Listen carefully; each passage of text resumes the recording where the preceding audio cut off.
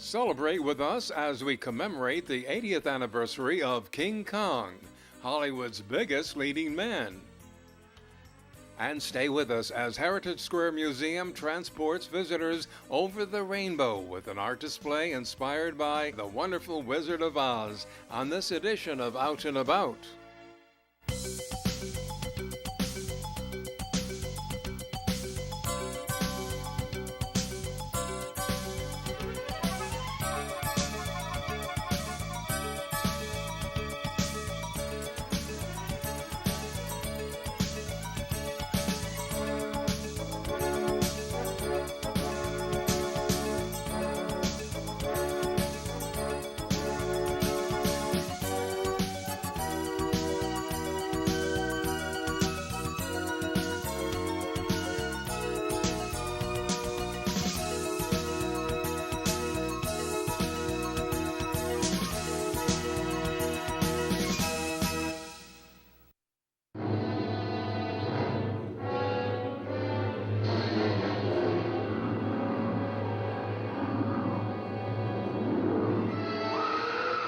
When I was little and I saw King Kong up on the big screen for the first time, it changed my life.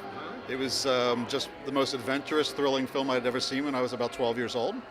And I was very curious about the techniques. I studied up on the techniques and I found out who did it, and he became my hero. I just remember always being fascinated by King Kong and having this love for him. And it really inspired me as a kid to want to use plasticine to make Kong and make his menagerie of dinosaurs. And I guess that led to me being, the sculptor that I am today, was the fact that it's all based upon little King Kong, And again, what a wonderful movie! What in my opinion, the greatest fantasy picture of all time, So you owe your career to King Kong, really? I really do owe my career to King Kong. I love the big guy, and I'm very envious of the lady in his life as well.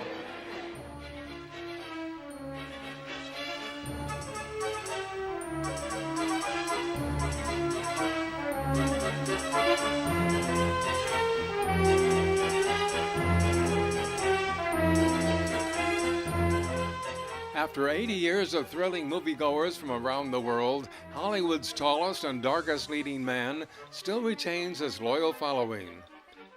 Fans of the 1933 classic recently celebrated the return of the King at the Fox Pomona Theater with special guests, models, memorabilia, and a screening to celebrate the longevity of one of cinema's biggest stars. Well, we have the Pomona Fox Theater, which we secured about a year ago to do this event because we knew that March of 2013 would be the 80th anniversary of the original RKO movie, which, came out in Hollywood at the Grauman's Chinese. But it actually played here in May of 33 at this very theater. And the giant King Kong head that Willis O'Brien's team created for the movie was parked out front of the lobby in May of 33 for the grand opening. So how could we not, 80 years later, show it again in this lovely establishment? It was the right place to do it, and since we're a non-profit organization, it seemed appropriate to pay homage to this great film in this kind of setting. What are some of the things that will be seen in the lobby itself here? We have a bunch of lobby displays. Behind me is Brent Armstrong's King Kong sculpture that he created for the 75th anniversary, which I also produced back in 2008. And it started with a pipe assembly in his garage, with what you see behind me actually created in terms of a lead pipe fitting. And then he started to sculpt it in clay, and then he ended up rendering it, so that's a wonderful piece. And then there's a giant arm and a hand. Yeah, Ken Hall at Total Fabrication, I called him up and said, hey, for the 75th anniversary, how would you like to make a big King Kong arm? And he said, do you have any money? And I said, of course not.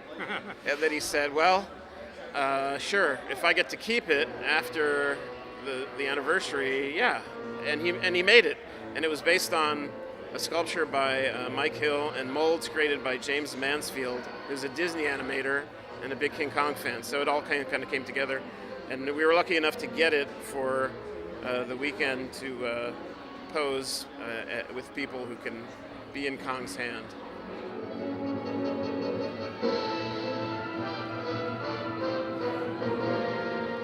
Though the character of Kong was created by Marion C. Cooper, it was the guiding hand of special effects pioneer Willis O'Brien that gave King Kong life, and his influential work is the subject of an upcoming documentary on the making of the Hollywood classic. The documentary is called Creation, The Lost Worlds of Willis O'Brien, who was the stop-motion animator that, in my estimation, the co-creator of King Kong. The producer created King Kong as a concept, but Willis O'Brien gave Kong life. What inspired you to do such a documentary? Actually, it's interesting that it started out, I was trying to get Willis O'Brien a star on the Hollywood Walk of Fame. That was my goal. It was not a film at all. I just wanted him to be recognized as an important Hollywood entity who created an industry, basically, the special effects industry. And everyone from Spielberg to James Cameron to Peter Jackson owe Willis O'Brien a debt of gratitude. So, to get that star, no one knew who he was, which was horrible to me. The city of Los Angeles didn't know who he was. So I thought, oh, I'll go back and make a documentary and then start to educate people, and then I'll get the star. No star yet. What a great way to educate people through television. It has been known to educate. Yeah, this is a bust I did about 15 years ago. It's actually based on the roundhead puppet of King Kong that was used in the sacrificial scenes and the Empire State Building scenes of the movie. How long did it take you to create that? To sculpt something like this, it probably took about, I don't know, like 4 days to sculpt, maybe 5 days. And the actual, the hardest point of it is, as a realistic portrait sculptor, I try and sculpt things real. So it was a challenge to try and not make it like a real ape and look like a puppet head, which was made of cotton and rubber latex and tissue paper and all that kind of stuff that Willis O'Brien may have used, hand-built, scratch-built. So you kind of travel around with them, huh? But no, not particularly. This is actually owned by a really big collector, a good friend of mine called James Mansfield, who's he's just got the most amazing King Kong collection, and this is a part of his collection that he kindly loaned us today for this showing of the movie. You keep it on your mantle? He keeps on his mantle, yeah, yeah, he does. But the one thing I'm doing right now, which is going to be pretty cool this year, is I'm sculpting a life-size rendition of Fay Ray in Kong's hand. That's going to be ultra-realistic. So that'll be unveiled later this year. So I've been in love with Fay Ray since I was 4 years old. So well, she lived in Palm Springs, I think. Yeah, she did. Yeah, at one point, yeah. She died like 7 years ago, which is a shame. But she was the prettiest girl in Hollywood back in 1933. And you know what? I don't think there's been a prettiest girl yet in Hollywood since. Wow. She really is the golden woman. Yeah, she had quite a friend, too. Oh, yeah, she had the tallest, darkest leading man in Hollywood. It took me about 4 months to do what you see here, and about another, I'd say, year and 2 months to do the whole bottom part of it. What is it all made out of? It's made out of fiberglass. Fiberglass, okay. And you even created the little Lady Fay Ray there. Mm-hmm. Yeah.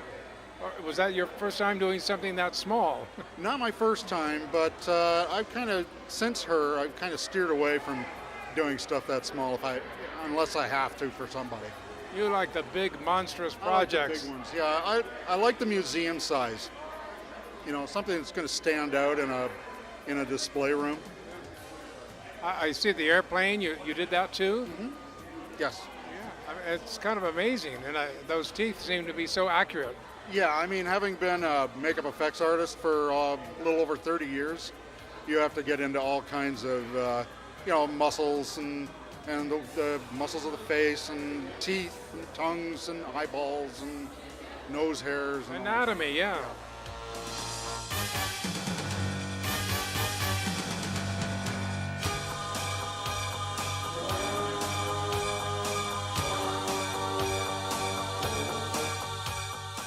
On display is a Kong model created for the short film United Monster Talent Agency, made by K&B Effects Group, as well as a model of the T-Rex which battled Kong in one of the original feature's most memorable scenes. This bust on display is a tribute to the original life-sized model used in so many of the close-up shots. A Kong model, which appeared in an IMAX feature about special effects, is displayed courtesy of animator David Allen. With its thrilling climax atop New York's Empire State Building, the 1933 King Kong offered to the world an indelible film moment that will forever be etched into the minds of moviegoers as long as there are movies.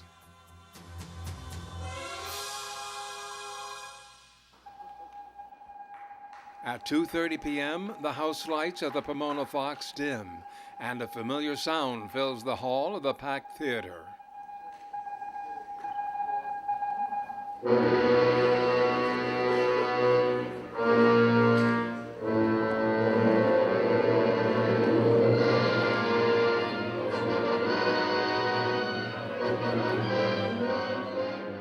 Though 80 years have passed, the big guy continues to entertain and amaze generations of movie lovers. Despite the vast improvements in filmmaking techniques, King Kong still maintains its sense of adventure and excitement, and a panel discussion following the film's final fade-out underscores many of the reasons that the feature holds up so well with contemporary audiences. And look at it laying on the table in parts, as it must have seemed to people that came to see this when it was new. What was the influence on you, perhaps as a child, of the original, when you first saw King I saw Kong? it when I was 12. Yeah. And I saw it on TV, and I was completely blown away by it because I'd never seen anything like that.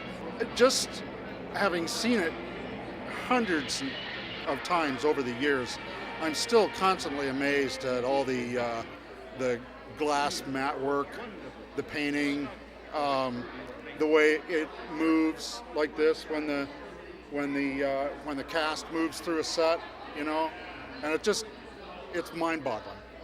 So many artists, so many departments, just the finest work ever. So we're celebrating the 80th anniversary today. Yes, I'm honored to be here, and I'm glad I have something to show for it. What was it like for you to see that original film for the first time? Oh, seeing the original King Kong for me was an epiphany. You know, it changed, it divided time into a before and after. Before you saw King Kong, after you saw King Kong. You know, most of the classic movie monsters are humanoid, right? Dracula, Frankenstein, the Wolfman, the Mummy, the Creature from the Black Lagoon, they're all in the human form. King Kong was different. He was an animal. He had human characteristics, but he was a totally different kind of monster. Plus, the scale at which he existed, you know, this gigantic gorilla, made him singular. So there's no movie really like King Kong. Others have tried, Godzilla films and stuff, and of course different King Kongs that have come along since then, but nothing approximates the 1933 film. There's just no way they can. You're trying to touch sacred ground. You can't do it twice. In a town where today's stars can quickly become tomorrow's has-beens, it's nice to know that when it comes to true Hollywood royalty, Kong is and forever will be the undisputed king.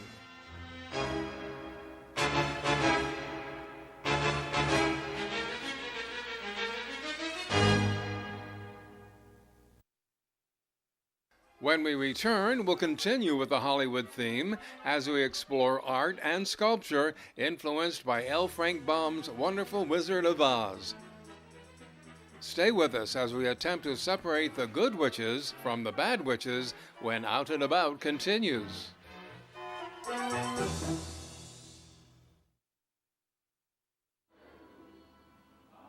And this actually was inspired when I was looking on the internet for photos of from Oz. There was a photo of this old, really one of the oldest Munchkins, 90-something, but who just recently died. But he had basically this face, and he had this really, it just made me smile, his face. And I just thought, well, it'd be fun to put him in a Munchkin suit and put him in a walker, like he's, you know, an old, give him a little horn that he could honk, you know. But there are no tennis balls at the bottom. Yeah, I was going to do the tennis balls, and I just decided against it the last minute, you know. But maybe I should have. Several people have brought that up. So, but yeah, he you know, his face just made me smile, you know, and so I just wanted to do that. So. You are at a gallery exhibit called Visions of Oz. It's a celebration of art from over the rainbow, and it is 100 artists' interpretations of The Wizard of Oz, going back to the original L. Frank Baum books, all the way up to the Oz the Great and Powerful, which opens in theaters this Friday.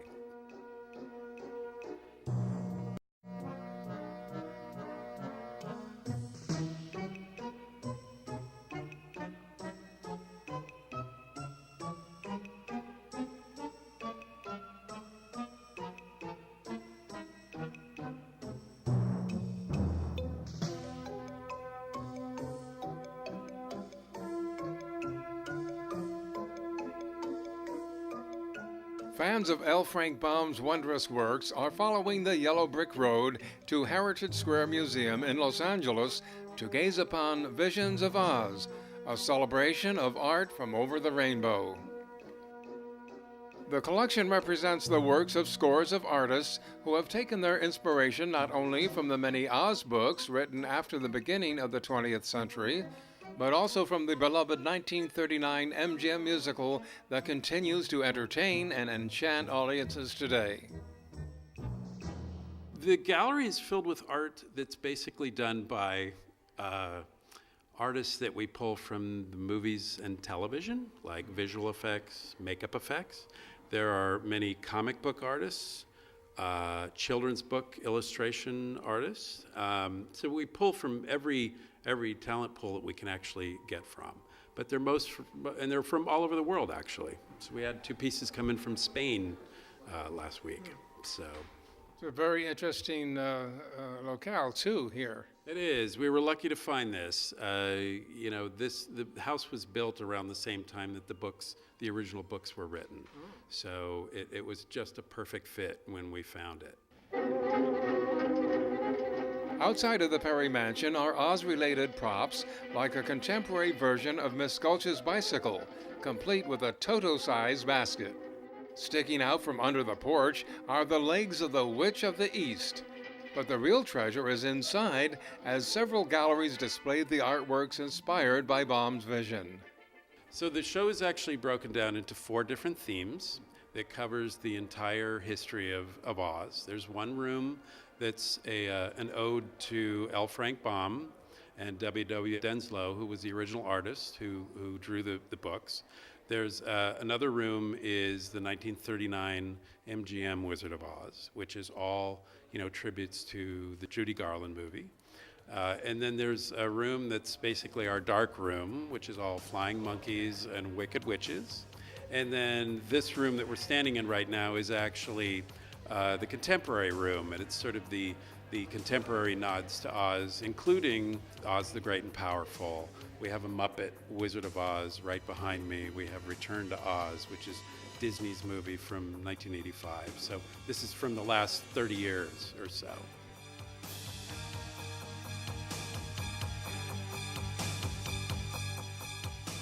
After sampling some of the works on display, visitors get the feeling that they are not in Kansas anymore. In Weird Wizard of Oz, Gregory Nicotero depicts the Cowardly Lion as a saber-toothed cat, the Tin Man as a powerful cyborg, and the Scarecrow as a sword-wielding wraith. Works like this one highlight the darker hues that have shaded Baum's stories, including Casey Love's frightening piece on the Wicked Witch. Very wicked, I would say. It's kind of scary. Yeah, it's the idea, right? Got to be scary to be the Wicked Witch. Did you go into the depths of your mind to create this? Yeah, I mean, it's an idea that popped into my head that, what would she look like if I was to recreate her, or what if I was approached by a company to do, a recreation of her, what would I do, So I kind of thought of it as okay, let's do something that's really creepy looking. I was taking a lot of pictures of it earlier because I was so fascinated, but I think those eyes kind of follow you as you walk by. Yeah, that's, the key is to draw yourself, for you to be drawn into her eyes, I mean, that's where you want the focal point to be when you're looking at a piece like that. I mean, it's a 3-dimensional piece, so you want to, when someone's seeing it, you want the presence to be kind of daunting, should look at you like that. How long did it take you? Conceptualize the piece. There was a sketch, a drawing. I spent, a number of hours doing a digital sketch. And then from there, I take it into a sculpture, which is done in a water-based clay called wed clay. And yeah, so then it's a whole sculpture done. That's a number of hours. I mean, that can be anywhere from 13 to 20-hour, sculpture, depending on how crazy you want to get with it. And once the sculpture's done, then a mold is made. And that's a whole nother day right there just to make a nice mold. Then a casting in latex, then seaming, and then painting, which is a whole day in itself. So it's quite a number of weeks to do a piece. And of course we've got hair punching, which is punched one at a time, each hair. I understand you have another piece here at this exhibit. Yeah, I've got Tell us about that. Well, that one's a flying monkey, and actually I chose a very strange monkey to do, which is like a proboscis monkey. A what? It's based on a proboscis monkey, which has a very large nose. Oh. And I wanted to do a monkey that we haven't seen really too much of before, and I did traditional colors of Wizard of Oz, the blue skin and everything, but I used a proboscis monkey to reference that design. So, and then of course it's on a background which is painted by my wife, and that's Melissa Love, and she did this great background setting of the whole yellow brick road. You're coming into the haunted forest, and then there's the monkey. So. Wow, what a fun challenge, huh? Yeah, it was great. It's a great collage. Yeah, we had a lot of fun with it. So. Well, this is the Cowardly Lion, of course. Bert Lahr was one of my favorite characters from the movie. I just thought he was brilliant, and. My friend Taylor was putting on this show, and I said, well, Oz is one of the movies that, the 39 movie, Judy Garland and all those guys, was one of the movies that made me want to do, I'm a makeup artist, that's what I do professionally, and I just thought the makeups were so great, and the film was so great, I just really wanted to pay tribute to it by doing a couple quick pieces of artwork. When did you first see the movie? I saw, like so many people in my generation, on TV. It would show up once a year. And it was an event when The Wizard of Oz came on. Usually, I think it was around Thanksgiving or something. And I waited. It was this way before video recorders and things. Waited anxiously for the next time to see it. And I just have such a fond place in my heart for that film. Is this oil? What is this? It's actually acrylic. Acrylic on masonite. I like to paint on masonite. And I like acrylics because they're fast. And I actually only started this a few days ago, so really? I kind of had to work fast. I was actually last week, I think, when I painted it, but the acrylics dry quickly, so you can kind of paint fast. So you just whip up a masterpiece overnight. Well, I don't know if it's a masterpiece, but it was, and I'm pleased with it, yeah. But like I said, I really hoped I wanted to do The Wicked Witch of the West as well, and all of the characters, but I just couldn't. I had other things I had to do, so. Well, you can get around to that. Yeah, well, I eventually will, I think, yeah. We come to see the wizard, the wonderful Wizard of Oz. Here he is, a wizard, a wizard, ever a wizard of Oz. Fans of the MGM musical get a glimpse of one of the last surviving Munchkins, Jerry Marin, who was so memorable as one of the original members of the Lollipop Guild. To the legions of Wizard of Oz fans, the collection of paintings and sculptures which comprise Visions of Oz rekindles their passion for the 1939 movie classic. It is a fond reminder of childhood memories when the annual TV airing was an event, and watching the film for the umpteenth time was like a visit with old friends. Well, since I was a little kid, I don't even remember when I first saw Wizard of Oz exactly, but I was fascinated by, so many aspects of the film. Not just the characters themselves, because everything is such a strong character in the film. You have the witch, the munchkins, you have the flying monkeys. There's so much there. So I was influenced heavily by that, just like any other film that I saw when I was a kid. So, that's definitely stuck with me since I saw it. To be honest, the movie's what got me into Oz, the 39 film. I really have never read any of the books, it's like, and it's kind of like, because my introduction to Oz was the movie, and I know when I heard like the slippers are silver and they're not ruby in the book, and that it was different, I went, no, this is my Oz, the film version, so, but yeah, the characters are great, and like I said, the makeups are great in that film, and it was just one of the reasons I do what I do for a living. So. Well, how long did it take you to get all of this together? This show is 9 months in the making, usually. We do shows like this 2-3 times a year, and it usually takes about 9 months to a year for a show to turn over. Where do you do the shows? We're like gypsies. We set up wherever is appropriate to the show.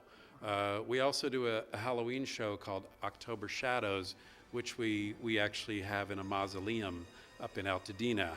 So we basically create the theme of the show, and then we design. Then we pick the place where we want to host it, and the place is really key to actually, it has to tie in with our theme.